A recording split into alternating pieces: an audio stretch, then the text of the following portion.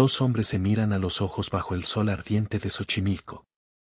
Sus manos descansan sobre las cachas de sus pistolas. Entre ellos hay más que rivalidad, hay una herida que sangra desde hace meses. El pueblo contiene la respiración. Lo que está a punto de suceder cambiará para siempre la historia de la Revolución Mexicana. Bienvenidos al canal Sombreros y Fusiles. Dinos desde donde nos escuchas, compadre, deja tu like y prepárate, porque esta historia te va a estremecer desde el primer disparo. Todo comenzó en una cantina polvorienta de Cuautla, donde las palabras se volvieron puñales y la amistad se convirtió en desconfianza. Era marzo de 1915, y la revolución se desangraba en luchas internas. Pancho Villa había llegado desde el norte con sus dorados, montado en su alazán de guerra, buscando sellar una alianza con Emiliano Zapata. Los dos caudillos se necesitaban mutuamente para derrotar al gobierno de Carranza, pero había algo que los separaba como un abismo, la manera de entender la justicia. Villa entró a la cantina El Águila Dorada con paso firme, las espuelas sonando en el piso de madera como campanas de muerte. Sus hombres se quedaron afuera montando guardia, rifles listos, ojos alerta.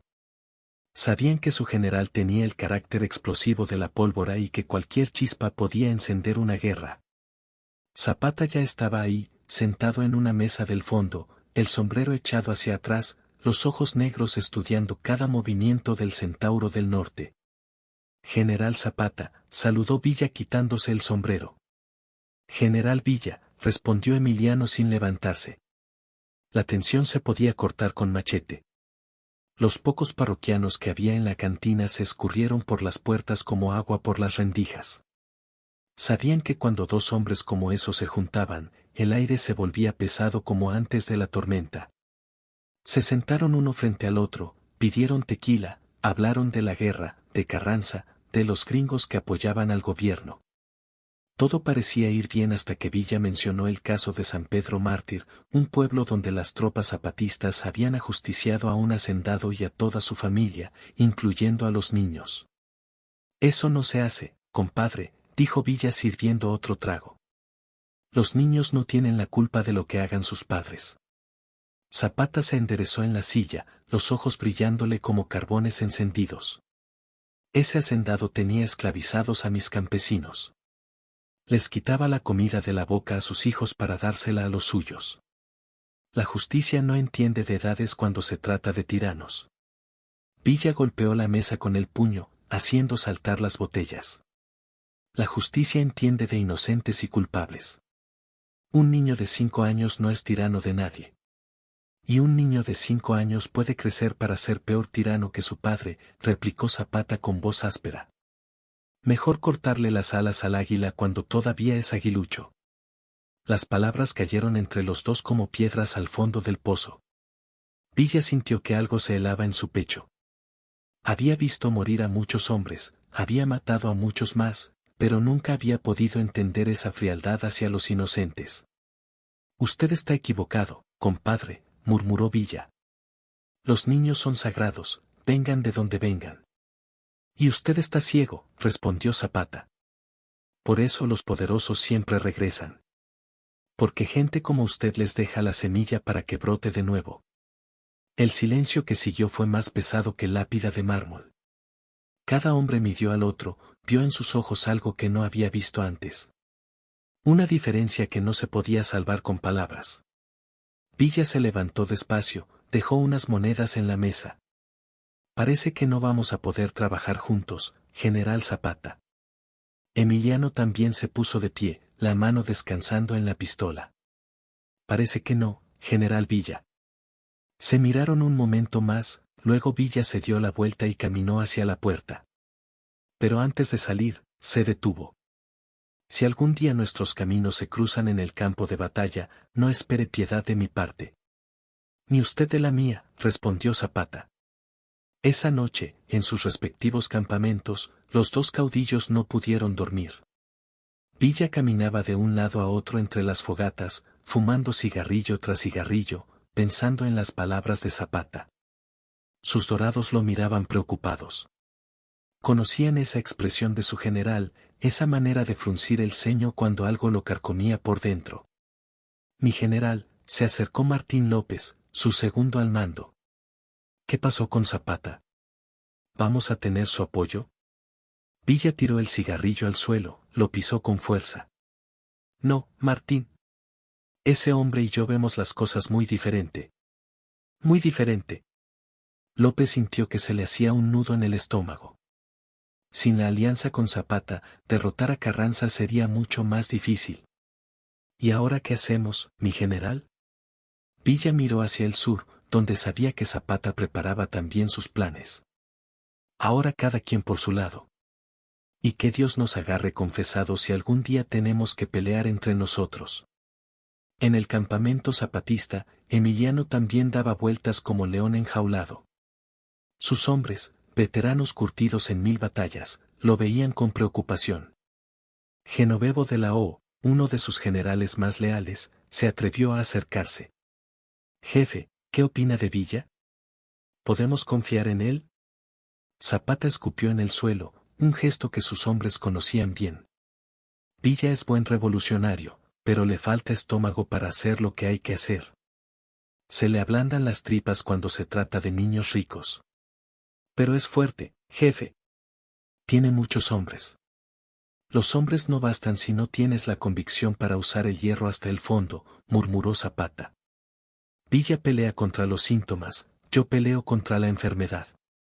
Y cuando peleas contra la enfermedad, tienes que arrancarla de raíz. Delao asintió, pero en el fondo sabía que perder la alianza con Villa era un golpe duro para la causa revolucionaria. Los meses que siguieron fueron de guerra sorda entre los dos bandos. No se atacaban directamente, pero se disputaban territorio, armas, lealtades.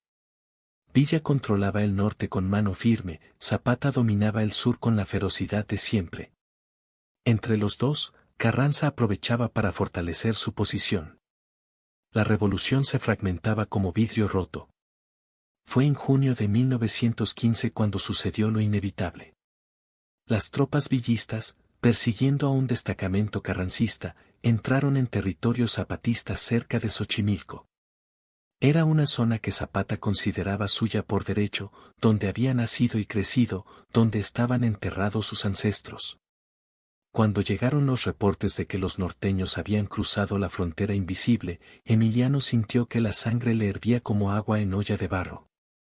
«Preparen los caballos», ordenó a sus hombres.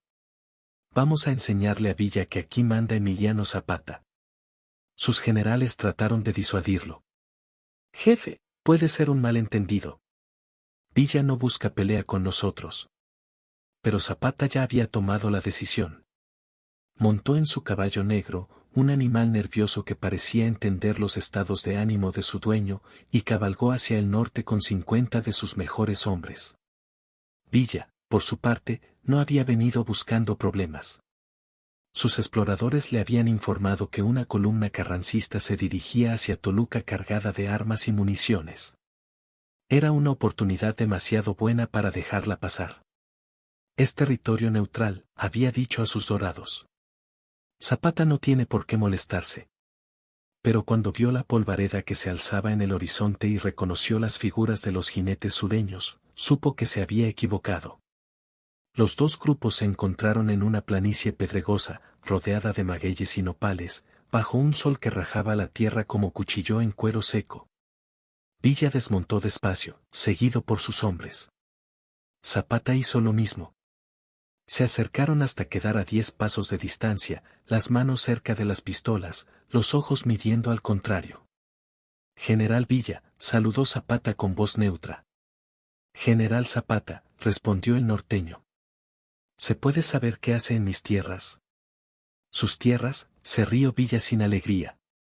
«Estas tierras son de México, compadre. Y yo también soy mexicano». «Mexicano que no respeta los acuerdos», replicó Zapata. «Aquí mando yo desde antes de que usted supiera lo que era revolución».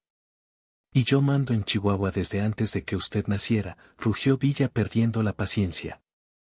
«Pero no por eso le prohíbo pasar por ahí cuando va tras los carrancistas».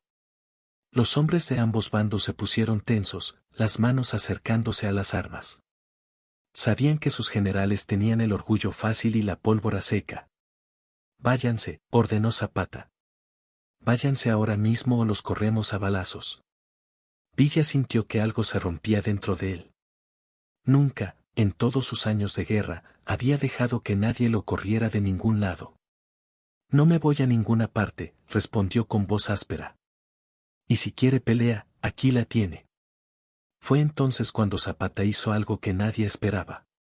Se desabrochó el cinturón, dejó caer la cartuchera al suelo. Está bien, Villa. Usted y yo, 1 contra 1. El que gane se queda con esta tierra y el que pierda se va para siempre. Villa lo miró sorprendido, luego sonrió con esa sonrisa que conocían sus enemigos. ¿Duelo, compadre? Como en los viejos tiempos. Como en los viejos tiempos, confirmó Zapata. Pero no a pistola. Demasiado rápido. A cuchillo, para que sea parejo. Villa se quitó también el cinturón, sacó su cuchillo de monte, una hoja larga y afilada que había usado en docenas de peleas. Está bien, Emiliano. Pero cuando lo gane, no quiero que diga que fue por suerte. Los hombres de ambos bandos formaron un círculo, dejando espacio libre en el centro. Algunos murmuraban oraciones, otros hacían apuestas en voz baja. Todos sabían que estaban presenciando algo histórico. Nunca antes dos caudillos de esa talla se habían enfrentado en combate personal. Hey, si te está gustando esta historia de valor y honor, suscríbete al canal para más relatos que te van a mantener al filo de la silla. Villa y Zapata se miraron a los ojos una última vez antes de comenzar. En esos ojos había respeto mutuo, pero también determinación férrea. Cada uno sabía que el otro era un guerrero formidable, curtido en 1000 batallas, acostumbrado a la muerte y al dolor. Cuando yo cuente 3, dijo Martín López, que había quedado como juez improvisado. 1, 2, 3. Los dos hombres se lanzaron uno contra otro como tigres hambrientos.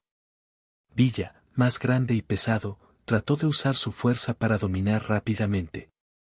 Zapata, más ágil y rápido, esquivó el primer ataque y respondió con una cuchillada que le cortó la camisa al norteño.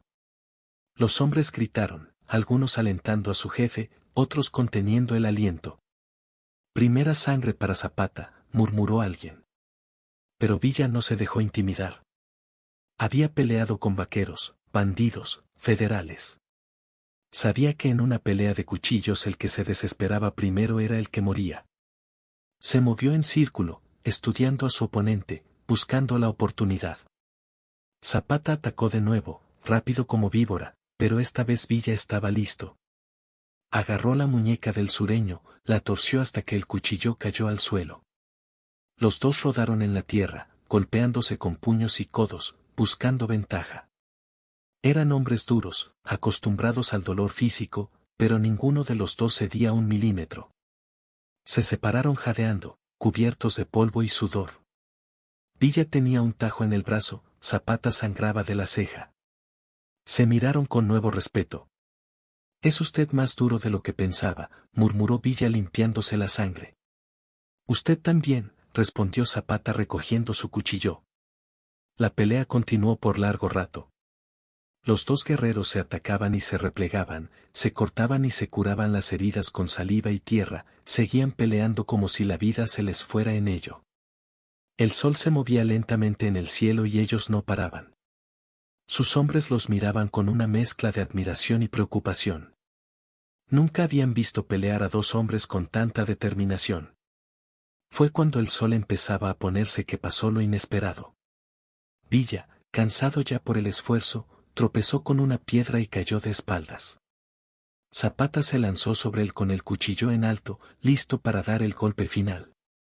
Pero cuando vio los ojos de Villa, algo cambió en su expresión.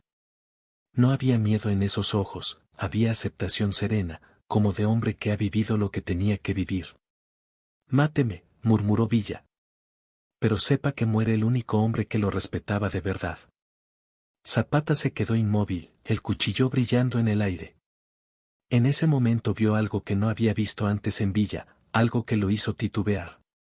Vio dignidad, vio honor, vio a un hombre que prefería morir antes que humillarse.